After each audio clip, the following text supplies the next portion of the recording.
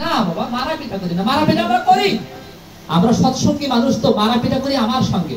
আমার মধ্যে যে শত্রুগুলো আছে, আমার মধ্যে অনেক দোষ আছে না, সেই দোষগুলোকে নিয়ন্ত্রণ করার জন্য এই লাঠি লাঠি যারা ব্যবহার করে ঠাকুর বলছেন তাদের মধ্যে এক অন্যরকম ভাব জন্মায়, আর তারা নিজেরা শত নিয়ন্ত্রিত হয়।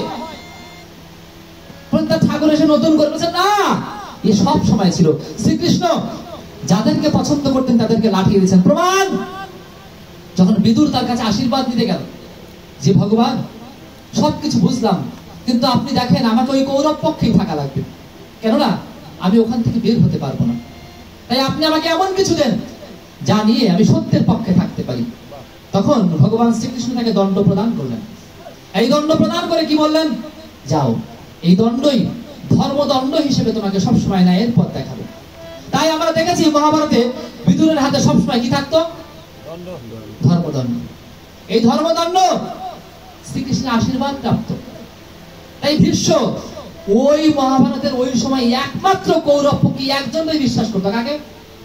বিদুর। কাকে বিশ্বাস করতো? দেখেন ঘটনাগুলো কোথায়, তো প্রথম না আমরা দেখতে পাচ্ছি নিত্যানন্দ মহাপ্রভুকে বৃন্দাবন থেকে তাড়িয়ে দিয়েছিলেন গৌর সুন্দর। কেন জানেন? দণ্ড হারাইছে।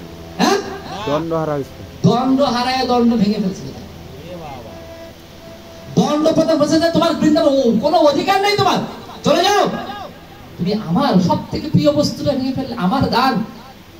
নিত্যানন্দ বলেন, ও তো একটা লাঠি মাত্র, তুমি আমার দেওয়া জিনিসটাকে একটা লাঠি মাত্র মনে করছো, তোমার আর আমার সাথে থাকার অধিকার নেই। যাও, সাধনা তোমার এটুকু শেষ, এখন গিয়ে যেটুকু শিখেছো ওটুকু প্রচার করো, যাও বিয়ে থাকা করো, এখন বিয়ে করা করো। তাহলে দণ্ডের প্রথা ঠাকুর প্রথম জাননি। এরকম সব জিনিস বললে শেষ হবে না। আর ওই তত্ত্বের মধ্যে গেলেও দেখা যাচ্ছে সব তত্ত্ব ভেঙে দেওয়া। লালন ফকিরের গান দেখো, তাও কিন্তু বলা, যার জন্য হয়েছি কি দণ্ডধারী, বল স্বরূপ কোথায় আমার সাধের প্যারি। প্যারি মানে কি? শ্রীকৃষ্ণ, সেই প্যারি, প্রেমের রূপ যিনি, প্রেমের মূর্ত প্রতীক যিনি। কে প্যারি? শ্রী সাগর অনুকূল চন্দ্র, রামচন্দ্র, বুদ্ধদেব প্যারি সব। হ্যাঁ, মুসলমানরা জানেন প্যারে নবী হযরত মুহাম্মদ বলছেন।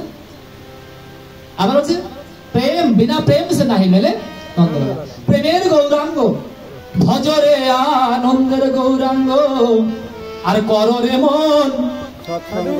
আচ্ছা, লালন ফকির প্রেমের গৌরাঙ্গ পরে সৎসঙ্গ বললেন কেন? তাহলে সৎসঙ্গ ঠাকুর আনছেন? এতদিন অসৎসঙ্গ ছিল সব। গৌরাঙ্গ মহাপ্রভু সৎসঙ্গ করিয়েছেন, তাই বলছে ভজরে প্রেমের গৌরাঙ্গ, আর কররে মন কি সৎসঙ্গ। ভজরে প্রেমের গৌরাঙ্গ, তুমি সৎসঙ্গ করো আর প্রেমের গৌরাঙ্গকে ভাবো। আর আমরাও সৎসঙ্গ করি, আর ওগো প্রেমের ঠাকুর শ্রী অনুকূল প্রণাম লহ শ্রী চরণে, প্রণাম লহ শ্রী চরণে। আপনার প্রেমের ভাবটা তো ভিতরের মধ্যে আসতে হবে, না আসলে তো হবে না।